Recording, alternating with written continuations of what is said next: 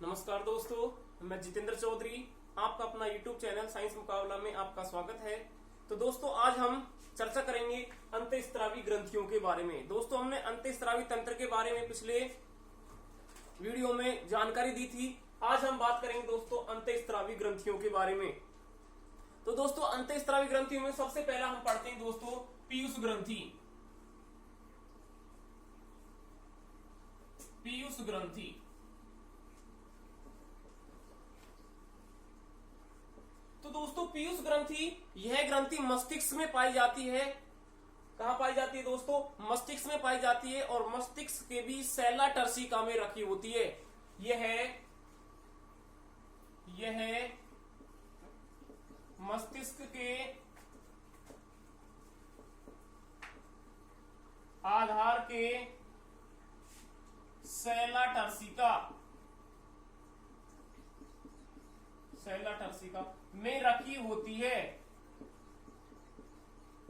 तो दोस्तों, पीयूष ग्रंथि कहां पाई जाती है? मस्तिष्क में पाई जाती है और मस्तिष्क के भी सैला टर्सिका में रखी होती है, यानी सैला टर्सिका के आधार भाग पर रखी हुई होती है।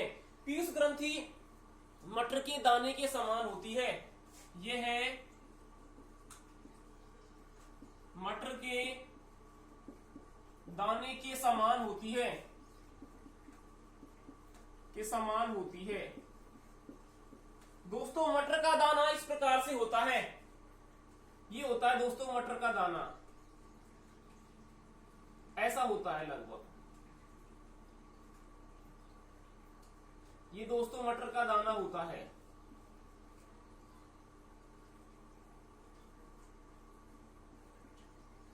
तो दोस्तों ये होती है पीयूष ग्रंथि। पीयूष ग्रंथि का ये अग्रभाग होता है और ये पश्च भाग होता है, इसलिए इसे अग्रपीयूष कहा जाता है। अग्रपीयूष कहा जाता है और दोस्तों इसे पश्च पीयूष कहा जाता है। इसे पश्च पीयूष कहा जाता है। अग्रभाग को अग्रपीयूष कहा जाता है, पश्च भाग को पश्च पीयूष कहा जाता है। अग्रभाग का नाम होता है एडिनोहाइपोफाइसिस और दोस्तों पश्च भाग का नाम होता है न्यूरोहाइपोफाइसिस। इसे कहा जाता है एडिनोहाइपोफाइसिस और दोस्तों इसे कहा जाता है न्यूरोहाइपोफाइसिस।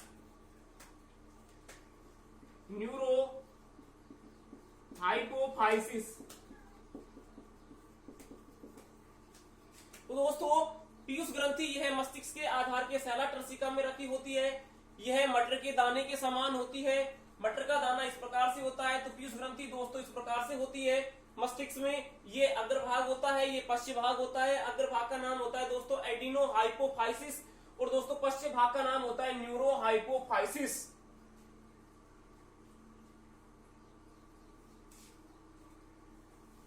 आगे हम बात करते हैं दोस्तों, ये पीयूष ग्रंथि सबसे छोटी अंतःस्रावी ग्रंथि होती है। यह सबसे छोटी अंतःस्रावी ग्रंथि होती है। दोस्तों इसे मास्टर ग्रंथि भी कहा जाता है। अब इसे मास्टर ग्रंथि क्यों कहा जाता है? क्योंकि यह थायराइड ग्रंथि, एड्रिनल ग्रंथि, अंडाशय और वृषण इन सभी पर नियंत्रण का कार्य करती है। इसीलिए दोस्तों पीयूष ग्रंथि को मास्टर ग्रंथि भी कहा जाता है। इसे मास्टर ग्रंथि भी कहा जाता है। मास्टर ग्रंथि भी कहा जाता है क्योंकि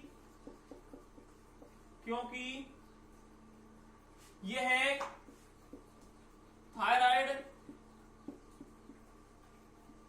एड्रिनल, अंडाशय, वृषण आदि पर नियंत्रण का कार्य करती है। तो दोस्तों पीयूष ग्रंथि यह सबसे छोटी अंतःस्रावी ग्रंथि होती है। इसे मास्टर ग्रंथि भी कहा जाता है, क्योंकि यह थायराइड ग्रंथि, एड्रिनल ग्रंथि, अंडाशय वृषण आदि पर नियंत्रण का कार्य करती है। आगे दोस्तों हम बात करते हैं पीयूष ग्रंथि से कौन कौन से हार्मोन निकलते हैं। पीयूष ग्रंथि से निकलने वाले हार्मोन, तो पीयूष ग्रंथि से निम्न हार्मोन निकलते हैं दोस्तों। पहले हम बात करते हैं ऑक्सीटोसिन। ऑक्सीटोसिन, ऑक्सीटोसिन इसे प्रसव पीड़ा का हार्मोन भी कहा जाता है। प्रसव पीड़ा का हार्मोन, इसे बर्थ हार्मोन, बर्थ हार्मोन, इसे लव हार्मोन,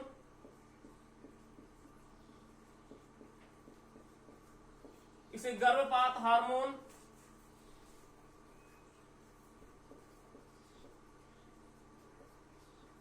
आदि नामों से जाना जाता है। दोस्तों इसे दुग्ध निष्कासन का हार्मोन भी कहा जाता है। दुग्ध निष्कासन का हार्मोन। दोस्तों यह ऑक्सीटोसिन पीयूष ग्रंथि से निकलता है। इसे प्रसव पीड़ा का हार्मोन भी कहा जाता है, इसे बर्थ हार्मोन भी कहा जाता है, इसे लव हार्मोन भी कहा जाता है, इसे गर्भपात हार्मोन भी कहा जाता है, इसे दुग्ध निष्कासन का हार्मोन भी कहा जाता है। इन्हें इन नामों से जाना जाता है। आगे हम बात करते हैं दोस्तों नंबर 2 पर प्रोलैक्टिन हार्मोन, जो भी पीयूष ग्रंथि से निकलता है। Prolactin, prolactin hormone, prolactin hormone. दोस्तों इसे मदर हार्मोन भी कहा जाता है। मदर हार्मोन, इसे लैक्टोजेनिक हार्मोन भी कहा जाता है। लैक्टोजेनिक हार्मोन भी कहा जाता है। और यह हार्मोन प्रसव पीड़ा के समय दुग्ध निर्माण में सहायक होता है। यह प्रसव के समय,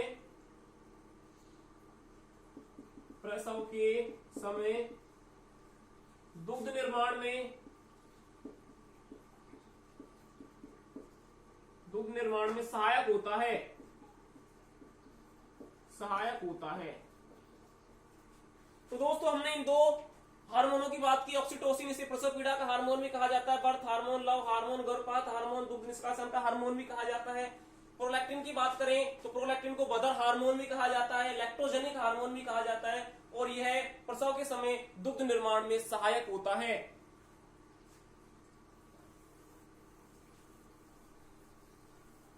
आगे दोस्तों हम बात करते हैं पीयूष ग्रंथि से निकलता है ADH, anti diuretic hormone, anti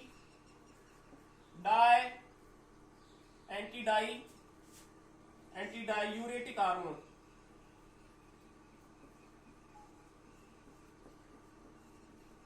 यूरेटिक hormone, anti diuretic hormone. दोस्तों इसका दूसरा नाम होता है वैसोप्रेसिन। इसे वैसोप्रेसिन भी कहा जाता है। दूसरा नाम होता है वैसोप्रेसिन, वैसोप्रेसिन। इसे वैसोप्रेसिन हार्मोन भी कहा जाता है। क्या कहा जाता है दोस्तों? इसे वैसोप्रेसिन हार्मोन भी कहा जाता है। इसे जल संरक्षण का हार्मोन भी कहा जाता है। जल संरक्षण का हार्मोन भी कहा जाता है। जल संरक्षण का हार्मोन यह हमारे शरीर में जल तथा सोडियम का पुनरावशोषण करवाता है। यह मानव शरीर में जल तथा सोडियम का पुनरावशोषण करवाता है, शोषण कराता है। दोस्तों एंटी डायूरेटिक हार्मोन की कमी से उदक में रोग होता है, जिसे डायबिटीज इंसिपिड्स कहा जाता है, और इस रोग में रोगी को बार बार पेशाब आता है। इसकी कमी से इस हार्मोन की कमी से उदक में, जिसे कहा जाता है डायबिटीज इंसिपिड्स,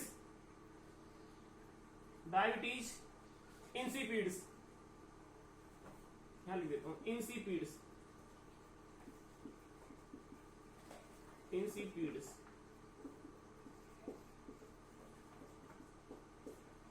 इसका नाम होता है दोस्तों डायबिटीज इंसिपिड्स। इस रोग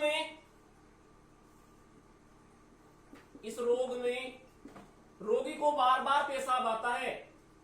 इस रोग में रोगी को बार बार पेशाब आता है। तो दोस्तों हमने बात की एडीएच एंटी डायूरेटिक हार्मोन के बारे में। एंटी डायूरेटिक हार्मोन का दूसरा नाम होता है वैसोप्रेसिन हार्मोन। इसे जल संरक्षण का हार्मोन भी कहा जाता है। यह शरीर में जल व सोडियम का पुनरावशोषण करवाता है। इस हार्मोन की कमी से उदक में नामक रोग होता है, जिसे डायबिटीज इंसिपिड्स भी कहा जाता है। और इस रोग में रोगी को बार बार पेशाब आता है।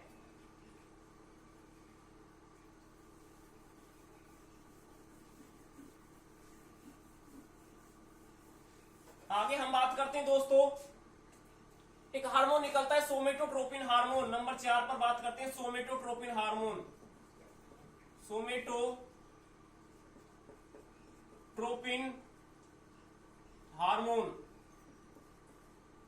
इसे वृद्धि हार्मोन भी कहा जाता है।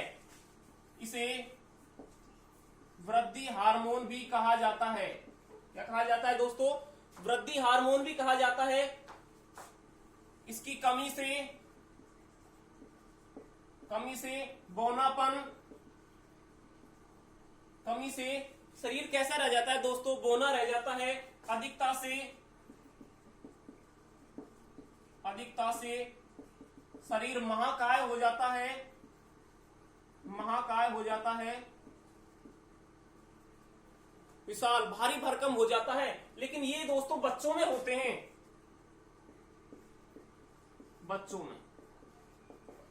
अब वयस्क की बात करूं तो वयस्क में कमी के कारण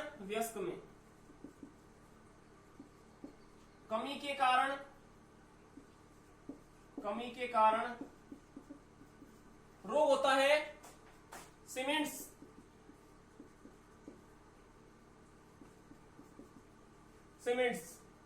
और अधिकता के कारण होता है वयस्क में, अधिकता के कारण होता है दोस्तों एक्रोमीगेली।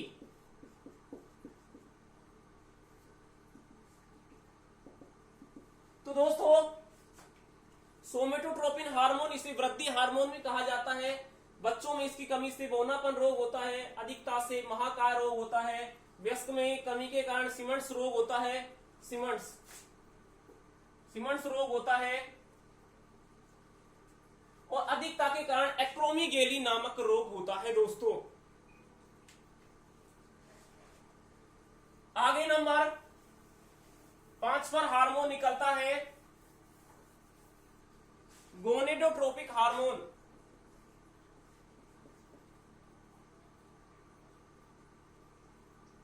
Gonadotropin hormone GTH, gonadotropic hormone. यह हार्मोन जननांगों के कार्यों का नियंत्रण करता है। यह हार्मोन जननांगों के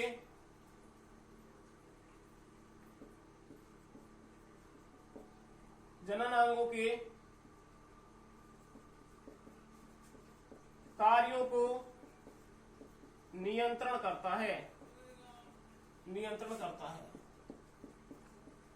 दोस्तों गोनेडोट्रोपिक हार्मोन 2 प्रकार के होते हैं। पहला पुटिका प्रेरक हार्मोन,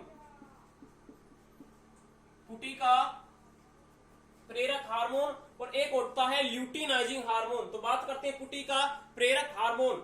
यह है महिलाओं में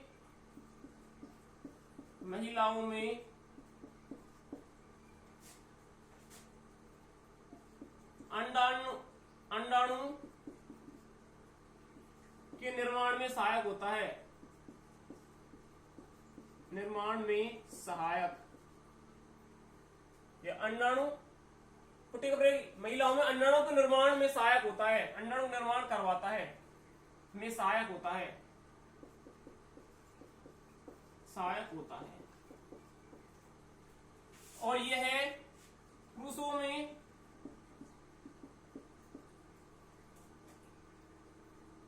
शुक्राणु निर्माण में सहायक होता है। तो दोस्तों एक तो हो गया पुटी का प्रेरक हार्मोन, ये महिलाओं में अंडाणु निर्माण में सहायक होता है, और यह पुरुषों में शुक्राणु निर्माण में सहायक होता है, सहायक होता है। दोस्तों सर यहां तक। दूसरा होता है, चलो इसको हटा देते हैं एक बार। तो एक हो गया दोस्तों पुटी का प्रेरक हार्मोन, और दूसरा होता है ल्यूटिनाइजिंग हार्मोन, LH। दूसरा है LH, luteinizing hormone, luteinizing hormone. दोस्तों यह है महिलाओं में अंडोत्सर्ग को प्रेरित करता है। यह महिलाओं में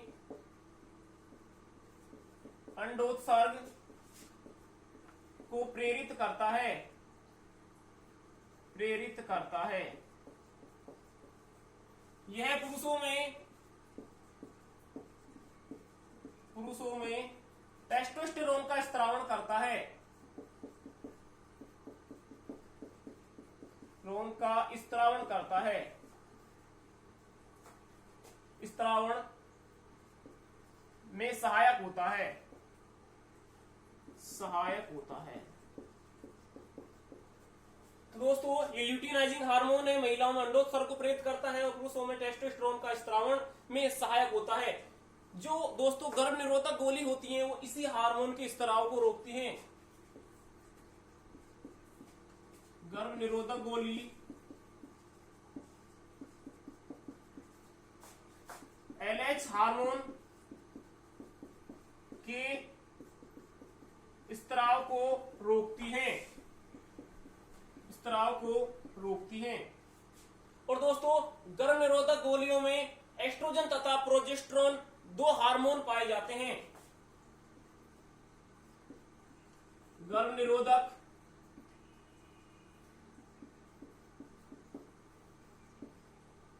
गोली में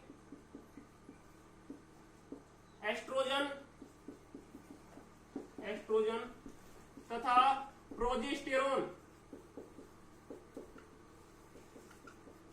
दो हार्मोन पाए जाते हैं, दो हार्मोन पाए जाते हैं। तो दोस्तों एक हो गया ल्यूटिनाइजिंग हार्मोन, यह किससे निकलता है? पीयूष ग्रंथि से। यह महिलाओं में अंडोत्सर्ग को प्रेरित करता है। यह पुरुषों में टेस्टोस्टेरोन हार्मोन का स्त्राव में सहायक। यह गर्भनिरोधक गोली में यह गर्भनिरोधक गोली इस हार्मोन के स्त्राव को रोकती है। और गर्भनिरोधक गोली में एस्ट्रोजन तथा प्रोजेस्टेरोन नामक हार्मोन पाए जाते हैं। आज की वीडियो में इतना ही दोस्तों, धन्यवाद।